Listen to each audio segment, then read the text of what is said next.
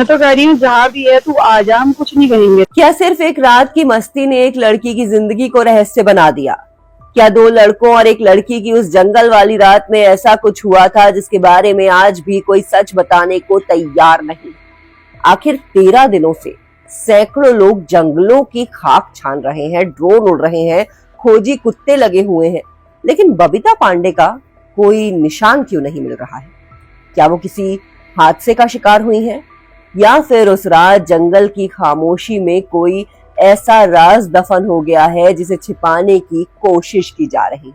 ये कहानी सिर्फ एक लड़की के गायब होने की नहीं है, बल्कि एक ऐसे रहस्य की है जिसने पूरे उत्तराखंड को सोचने पर मजबूर कर दिया है।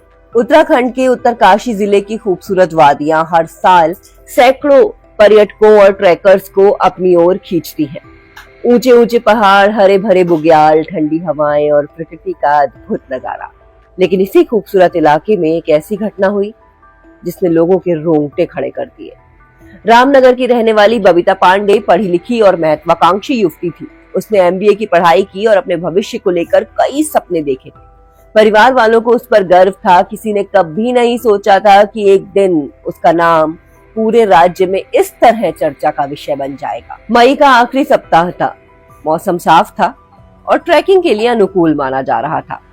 बबीता अपने साथियों के साथ दयारा बुग्याल ट्रैक पर गई थी। ये जगह उत्तराखंड की सबसे खूबसूरत ट्रैकिंग लोकेशंस में गिनी जाती है।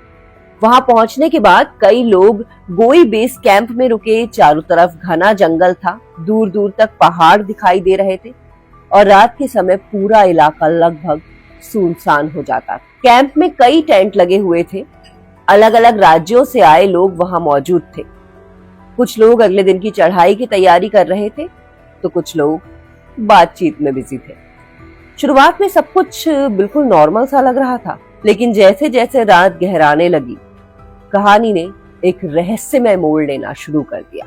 बताया जाता है कि देर रात तक कुछ लोग जाग रहे थे, कुछ लोग टेंट के बाहर बैठे हुए थे। इसी दौरान कथित तौर पर कुछ युवाओं के बीच बैठकी हुई।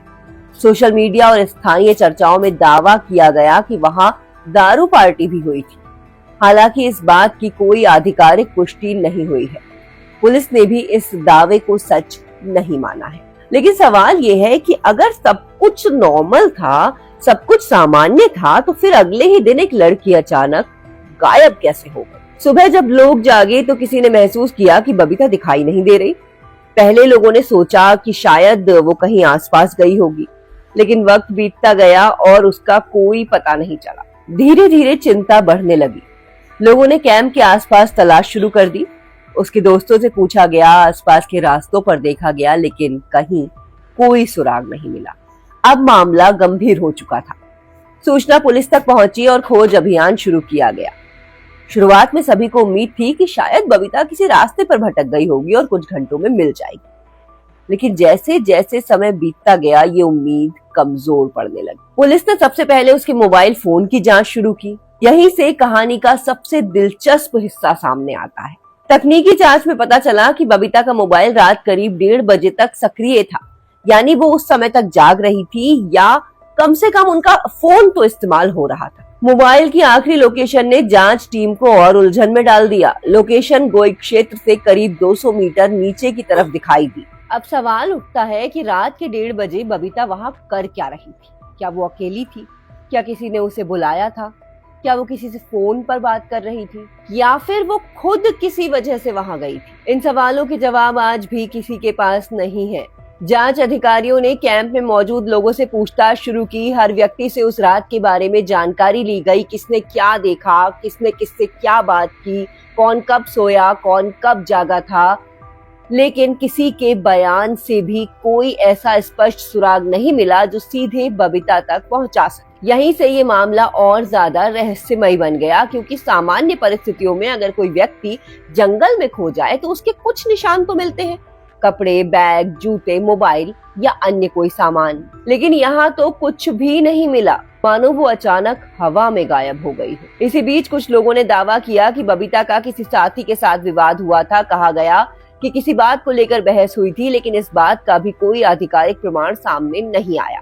फिर भी लोगों के मन में सवाल उठने लगे। अगर विवाद हुआ था तो किस बात पर हुआ था? क्या वो सिर्फ मामूली कहासुनी थी या फिर मामला उससे कहीं ज्यादा गंभीर था? क्या उसी विवाद का संबंध उसकी गुमशुदगी से हो सकता है? जैसे जैसे दिन बीतते गए ये मामला मीडिया की सुर्खियों में आने लगा। पूरा उत्तराखंड इस रहस्य को लेकर चर्चा करने लगा। हर कोई एक ही सवाल पूछ रहा था, आखिर बबीता है कहाँ? खोज अभियान लगातार बढ़ाया गया, एनडीआरएफ की टीमों को बुलाया गया, एसडीआरएफ के जवान लगाए गए, आईटीबीपी के प्रशिक्षित सदस्य मैदान पर उतरे, स्थानीय गाइडों की मदद ली गई, ड्रोन कैमरों से जंगलों की निगरानी शुरू हुई, खोजी कुत्तों को लगाया गया, लेकिन हर बार नतीजा वही रहा, खाली हाथ। जंगल का हर कोना देखा गया, पहाड़ियों की ढलानों की जांच शुरू हुई, गहरी खाइयों तक पहुंचने की कोशिश की गई, लेकिन कोई सुराग नहीं मिला। जितनी खोज बढ़ रही थी, असल में उतना ही रहस्य गहराता जा रहा था। इसी दौरान सोशल मीडिया पर तरह तरह की बातें फैलने लगी। कुछ लोग इसे रहस्यमयी शक्तियों से जोड़ने लगे, कुछ ने स्थानीय लोक कथाओं का जिक्र करना शुरू कर दिया। और शायद यही वजह है कि बबीता पांडे की गुमशुदगी अब सिर्फ एक लापता लड़की की कहानी नहीं रह गई है, ये एक ऐसा रहस्य बन चुकी है जिसने पूरे राज्य को बेचैन कर दिया है। क्योंकि जंगल की उस रात में आखिर क्या हुआ था, ये अब तक कोई भी नहीं जानता। और जब तक उस रात का सच सामने नहीं आता, तब तक ये सवाल लोगों के मन में गूंजता ही रहेगा। 2 लड़के, 1 लड़की, जंगल की रात, और फिर अचानक गायब हो गई बबीता। आखिर उस रात का सबसे बड़ा राज क्या है? ये सवाल आज भी अनुत्तरित है। इस बारे में आपका क्या ख्याल है? अपनी राय कमेंट्स में बताएं। वीडियो को लाइक शेयर करके हमारे चैनल को सब्सक्राइब कर लें। मिलते हैं अगले वीडियो में, तब तक के लिए बाय बाय।